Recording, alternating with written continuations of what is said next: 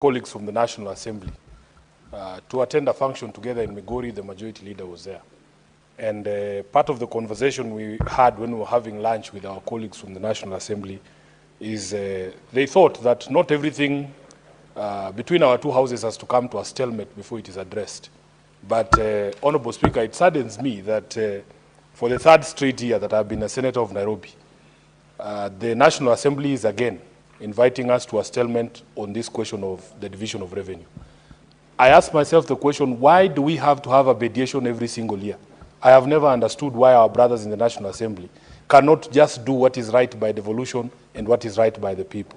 If indeed they know the recommendation that has been made by the Commission on Revenue Allocation, why can't they just give counties the 450 billion shillings that we have been asking for?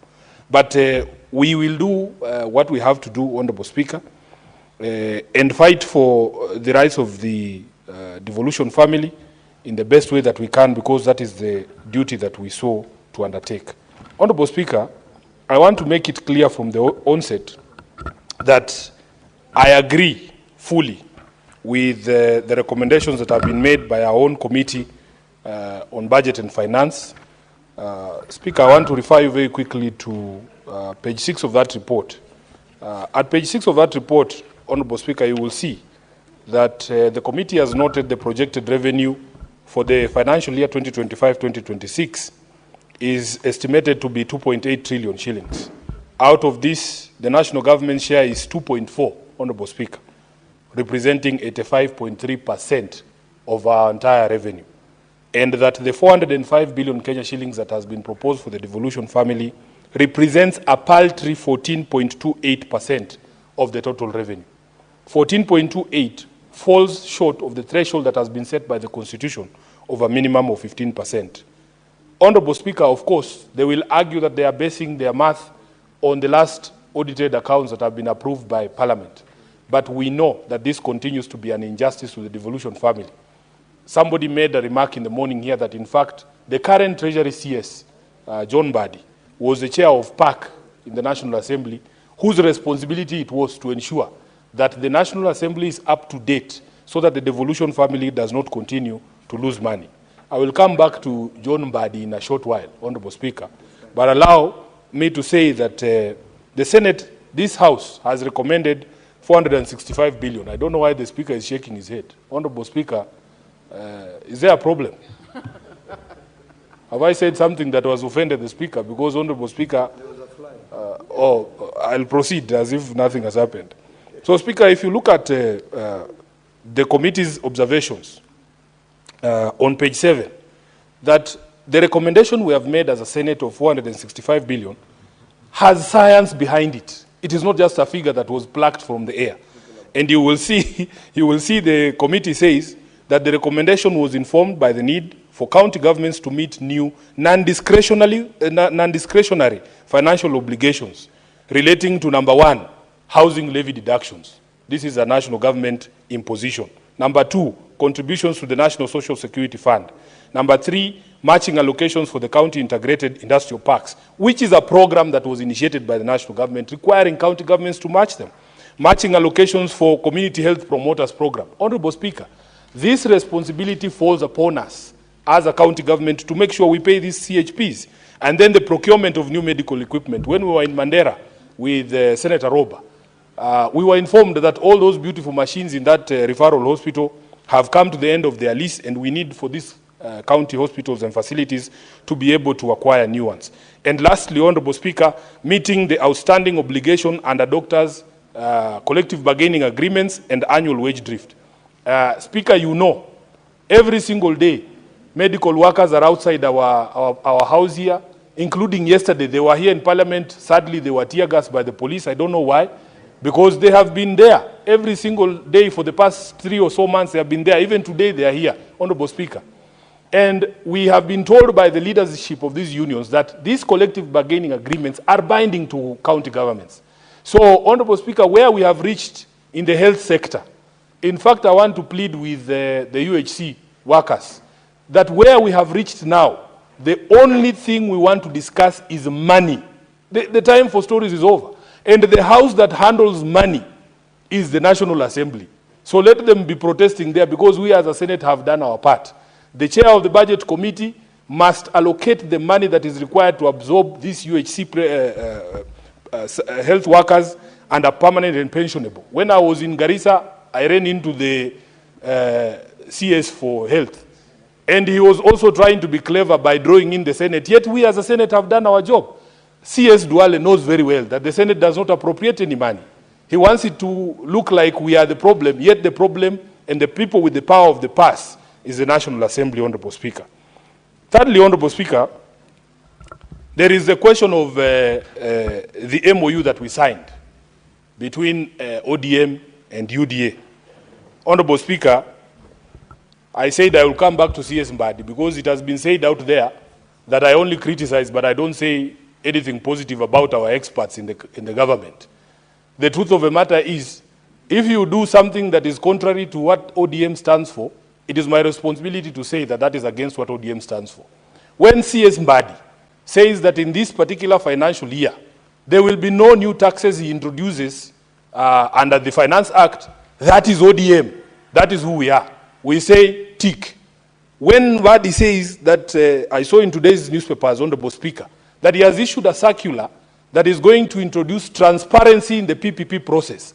He has adopted wholesale the recommendations of the committee of this House on transport and housing, which was dealing with the Adani question, Honorable Speaker, when we said that, number one, if you are a government agency that receives a privately initiated proposal on any development, you have a responsibility to disclose that you have received that document. He has adopted that. As SG, I say, that is ODM. We are for transparency. Tick. Honorable Speaker, we have said in the committee where I used to sit when Karungu Wathangwa was the chair, I was a member, that you have to allow, after you receive a privately initiated proposal for a PPP, you have to allow other people to give you a better offer, what we called in the committee the Swiss challenge. I have seen he has put it in the circular. I say that is ODM. We say tick. But this one here, where he's proposing 405 billion Kenya shillings, it is my responsibility to say to the CS for Treasury, that is not what ODM has agreed with UDA. We agreed in the MOU, and I carry this MOU everywhere I go because I encounter ignorance at all levels, Honorable Speaker. And it is my responsibility to make sure that I deal with the ignorant about what this MOU provides for. Honorable Speaker, the majority leader was with me in Migori, and he asked me that he has read this MOU, that it is a good thing. But he doesn't understand why it is Sifuna's role to ask people questions. I want to explain a few things to him. Unfortunately, he has walked out. Number one, if you look at the constitution of ODM under Article 11, Honorable Speaker, it sets out the duties of members of ODM. Number one, Honorable Speaker, it is our duty as members of a party to understand the programs and the things that the party gets itself into. Once you have understood, it is a responsibility stated in the Constitution to explain what the party is doing. It is my responsibility to explain what we are doing with UDA. And finally, Honorable Speaker, under Article 11, we have a duty to combat propaganda that is detrimental to the interests of ODM. Combat is the word that is used by the Constitution. When you combat, you are not required to be nice. Although my party leader has asked me to reduce the number of papers that I put in the soup. Honorable Speaker, combat means you take it head on. Propaganda that is detrimental to the interests of a party. Such propaganda as to what the provisions of this document are. Lastly, Honorable Speaker, Article 20 of the Constitution of ODM says that the Secretary General of ODM is the depository and custodian. Just a minute, let me make my point. Is the custodian of all documents, including all agreements that the party signs. Just a minute, Senator Sifuna. What is out of order?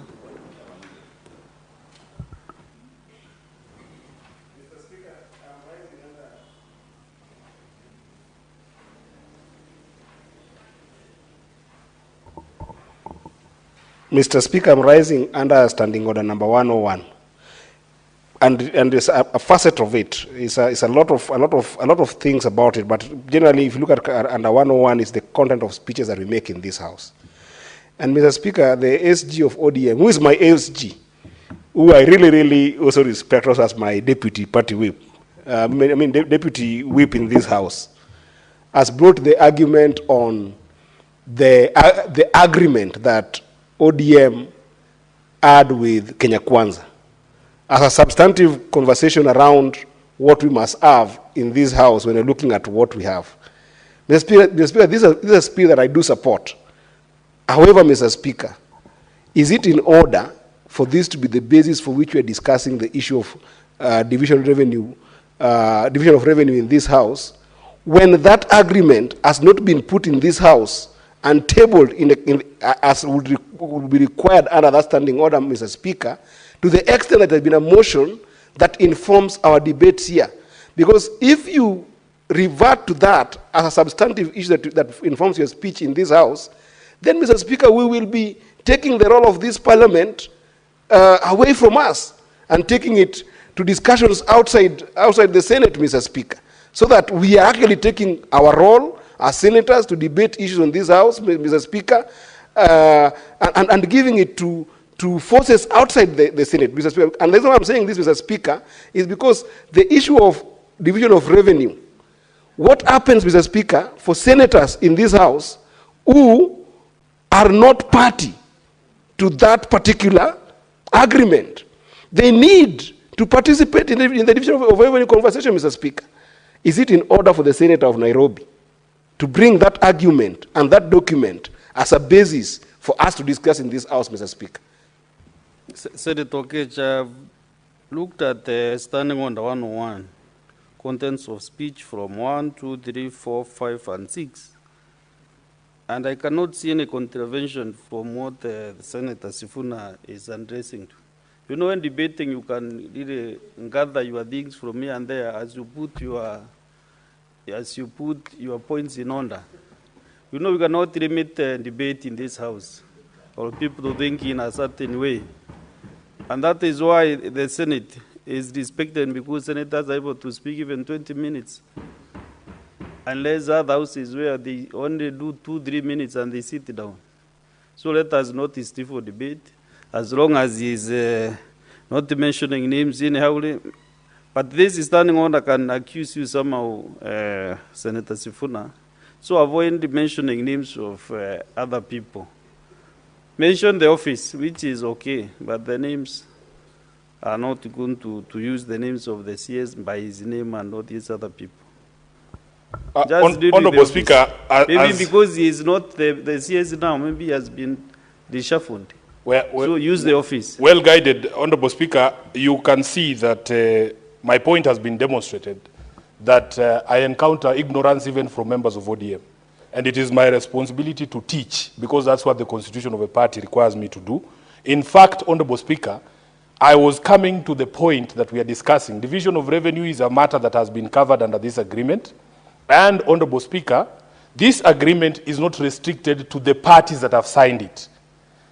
Because it's my job to teach, allow me to read what this agreement establishes. The propaganda I was saying we must combat is what this agreement is and what it is not. This agreement does not form a government. In fact, what it says, Honorable Speaker, is that it sets up a platform for collaboration and cooperation between all political forces, not ODM and UDA, all political forces and other stakeholders in Kenyan society. So everybody is welcome to have this conversation, Honorable Speaker. Allow me just to conclude what I was saying, that as SG, I'm the custodian of this document. And therefore, Honorable Speaker, I was saying, for those who are asking, why is Sifuna the one who asks this question? That Article 20 of the party's constitution also confers on me the power to perform any other functions that have been allocated by an organ of a party. And I want to confirm here that the Central Committee has charged me with the marking scheme for implementation of this document, so that when I ask these questions, nobody should ask why Sifuna is asking them. When we come to Article 3 of this document, Honorable Speaker, number 1, it talks about protecting and strengthening devolution. Honorable Speaker, please allow me to debate without all these interruptions. I don't know who I have offended. Senator Sifuna, you know, unfortunately, I cannot deny members' points of order. Yeah, but Honorable Speaker, It's not possible to deny them. Maybe you request them not to interrupt. Honorable Speaker, under Standing Order 121, you have powers to stop frivolous points of order. Please allow me to debate, because I think... Please, just have a seat. I want to reason if it is frivolous or it is... because I can't determine before it is, he talks about it. Speaker, it's very rare that you get a frivolous point of order from me. The only concern that I have in the Speaker is that my friend Senator Sifuna is extensively quoting a document that is not tabled. That's my only problem, because I really, it should actually be music to my ears. But he could just do the simple thing, just table the document so that we can also have access to what you're saying. That's my only issue. But what he's saying, it is music to my ears. A relevant point of order, because you are referring to a document that is not circulated, so that members, the other senators can have a look at it to also follow up your debate. Maybe if you want to do that, you can just table, they get copies. Honorable Speaker, the only reason I'm making reference to this document is because it ties up with what I want to say in terms of the position that I will take as a senator from ODM on the division of revenue. Honorable Speaker, in the morning, I watched my colleagues debate this matter. And in fact, there was a reference to this document over and over, including from Senators Kajwang and the others. I did not see anybody rise up on a point of order. You know, Honorable Speaker, in this House, I feel sometimes that the rules don't apply fairly to me, that there is an attempt always to derail me when I'm here. People spoke continuously for 20 minutes without any interruption. But when Sifuna is on the floor, suddenly people want to issue points of order. Honorable Speaker, another thing is that when a document is public, this is a public document that was signed in open daylight. But people want Sifuna to be the one to bring copies to them. This is ridiculous, Honorable Speaker. Let me conclude, Honorable Speaker, by saying that we address the question of clawback on devolved functions. Now I'm not even referencing any documents. I am going to reference the positions that the party has taken on devolution. Number one, Honorable Speaker, that this devolution is something that we take pride in as having been part of the people who birthed it. And we want it to work for our people. We will resist any attempts to claw back on any devolved functions, Honorable Speaker. That is why you did not see me yesterday at that launch of or handover of housing by the President, because I strongly believe that housing is a devolved function. You will not see me at the President's launch of markets, because that's a clawback to devolution. So that person who was asking me yesterday, there's a senator who asked me yesterday why I was not at that place. It's because I believe in devolution. And this is clawback to devolution. Number two, Honorable Speaker, that we must devolve all funds for the functions that are devolved. That is the reason why my party and my party leader has taken a position on RMLF, and he has taken a position on CDF. He has said that as far as roads are concerned, the Constitution is clear in the fourth schedule. There are only two levels of roads. We have national roads and county roads. And that every single shilling that is supposed to go to counties for the maintenance or construction of roads has to be released to the county governments. Honorable Speaker, we agreed that members of the National Assembly have no business doing what the executive is supposed to be doing. And that is a conversation that is ongoing, but my party and my party leader has taken that position, and that is my position. We have spoken about increasing the budgetary allocation, Honorable Speaker, to 450 billion Kenya shillings. And that is where we are going to draw a line in the sand. We are hoping that our partners who are in government, who are running this government, will respect the agreements that we have put in place together. And then lastly, Honorable Speaker, there is addressed even in that MOU the question of timely disbursement. We pass here something called a disbursement schedule, Honorable Speaker. But the biggest problem is that the county, the National Treasury never respects that disbursement schedule. If you speak to the Council of Governors, they will tell you they were receiving money for February this month, if it has been disbursed already. It is impossible to plan and to run an enterprise when there is such uncertainty as to when you will receive that allocation. Honorable Speaker, I went to Kahawa West a few months ago. There's a market there. The most troubling thing for the traders was that although they pay market levies to the county government had allowed the construction of those modern kiosks at the entrance of the market, so that every customer who comes to the market has no business or interest going into the market. Everything can be found in the kiosks outside of the market. And Honorable Speaker, when I was there, it's almost close to a year ago, we were shown a market that is being built there, and the county government assured me that once that new market is there, they will accommodate everybody there. I want to go back there very soon, Honorable Speaker, because the reports I'm getting is that that market has stalled. If you look at our sporting facilities, we had that conversation when we were doing statements. City Stadium, Honorable Speaker, has been closed for over 2 years up to now. And when you ask governors why nothing is happening on the ground, the thing they always cite is late disbursement of money and a lack of resources. You go to James Kangede in Woodley, that is the same situation. Honorable Speaker, I went to Roysambu just a few weeks ago. We had a meeting there with resident associations in Roysambu under the leadership of the MCA, so Peter Mumbi. Honorable Speaker, would you believe it? There is not a single public ECD school in Roysambu ward. Number two, there are no playgrounds in Roysambu, Honorable Speaker, and the spaces that have been designated for playgrounds have been grabbed. If you go to Marurui Health Center and you look at the situation of that place, Honorable Speaker, it is despicable. First of all, construction has never been completed. Number two, there was supposed to be a fence that is built because you can imagine, Honorable Speaker, it is a maternity and it is so close to the road that people can actually hear and see our mothers when they are giving birth, something that is the indignity that we spoke about. I say the governor promised a city of order and dignity. You should go to Marurui when it rains, Honorable Speaker. You will be embarrassed to be in the city of Nairobi. I had another meeting recently with MCN Ndungu from Kiamaiko. He tells me there is no single capital project that is being undertaken in Kiamaiko ward, Honorable Speaker. And that the biggest problem is even last year when they were given some allocation for construction of roads, some contractors did good cabro roads in the ward, but they have not been paid up to now. When you ask Sakaja, Governor Sakaja, he will tell you he has no money. Late disbursement by the National Treasury and other challenges that he says he's facing. I had a meeting with Karis, who is our MCA, Honorable Speaker, from Ruai. Ruai is one of the largest wards actually in Nairobi. It is actually the largest. I think it's about 100 square kilometers.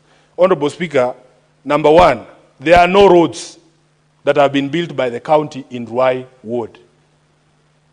There was an attempt, he told me, to do a road called Kanisani Road, Honorable Speaker, and about 387 million shillings was allocated. Then the road construction was broken into two parts, Part A and Part B. The contractor did something for Part A. 3 rainy seasons later, Honorable Speaker, that entire thing was washed away because he did not have the resources to be able to complete the road. He told me about the water situation in his ward, Honorable Speaker, that cartels have gotten into the procurement for the connections from the main pipes to the homes and ensured that a tender is not awarded for that work. Up to today, the people of Ruai are not enjoying that water that they were supposed to enjoy. I was shocked, Honorable Speaker, that the situation in his ward is so bad that private people have decided to fund county services, that they will ask for the county to give them a tipper, a lorry, or those machines that grade roads. They will fuel it themselves. Honorable Speaker, are we really in a situation where private money now has to be sourced for us to be able to undertake services for our people? It is such a shame, Honorable Speaker. And these are the reasons why I want to say, Honorable Speaker, I agree 100% with our Committee on Finance and Budget, who have proposed 465. For me, the line will be drawn in the sand at 450, personally, because of the position that has been taken by my party. Honorable Speaker, therefore, we will not support any attempts to claw back our devolution, and we want to say that the CS for Treasury must make sure that there is observance of the disbursement schedule so that county governors can also plan. Lastly, Honorable Speaker, allow me to say something that arose in the course of the debate in the morning.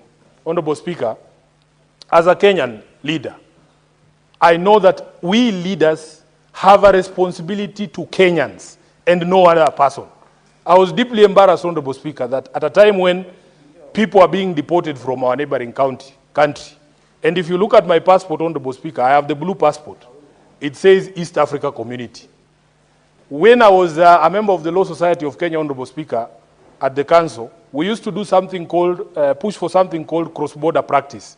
There are lawyers who are qualified from the University of Dar es Salaam, Tanzanians, who practice law in our Kenyan courts. There are students at the Kenya School of Law from Tanzania and from Uganda. I know lawyers who went to Kampala International University and Makerere, who qualified there, and they have come to the Kenya School of Law. They are practicing law in Kenya. So therefore, Honorable Speaker, for us to have a situation where people cannot be allowed to move freely in the community is something that we must call out. Honorable Speaker, I have heard people trying to justify, saying, oh, these are activists. Activism in itself, Honorable Speaker, is not a crime. I know Tanzanian law, there's no law that says activism is a crime, Honorable Speaker. So for me, I was deeply embarrassed to see our Foreign Affairs Minister, who should be our foremost defender, adopt a very nonchalant, a very laid-back, a very lazy attitude yesterday on Citizen, Honorable Speaker, that he has not even summoned the Tanzanian ambassador to ask him what was the reason why these brothers of ours were expelled. As we speak, there are Kenyans whose whereabouts are still unknown. Just show some concern for your countrymen. That is the job that you are given to do, Honorable Speaker. So I was a bit disappointed. And we need to, as a community of nations in East Africa, we must, Honorable Speaker, call out dictatorial tendencies whenever they emerge, because we are all brothers. If you ask Senator Eddy at his border in Isebania, people trade and cross over freely. We are brothers and sisters, and we cannot allow a situation where we have Kenyans being deported. At least when I was deported from Angola, I took it in stride. By the way, nobody in government bothered, Honorable Speaker. But I was okay, because me, I can take care of myself. Plus, Angola is far away. We don't share any borders. I don't think I know any Kenyan who's married to an Angolan. It was okay. But Tanzania are our brothers and sisters, and we must, Honorable Speaker, stand up for every Kenyan. This is the reason why, Honorable Speaker, when people start conversations about patriotism, it is very difficult to love a country that does not care about you. That I know that if I am in a quandary somewhere outside Kenya, the Kenyan government, or at least the CS for Foreign Affairs, will not care what happens to Sifuna. Honorable Speaker, it breaks my heart. If I was stuck in southern Lebanon when the war began, would this government really come for me? That is the question I ask myself. We are on our own. Then when we complain, people say, oh, you don't love your country. Love, Honorable Speaker, is reciprocal. You love me, I love you. I thank you, Honorable Speaker. Senator Wambua Enoch.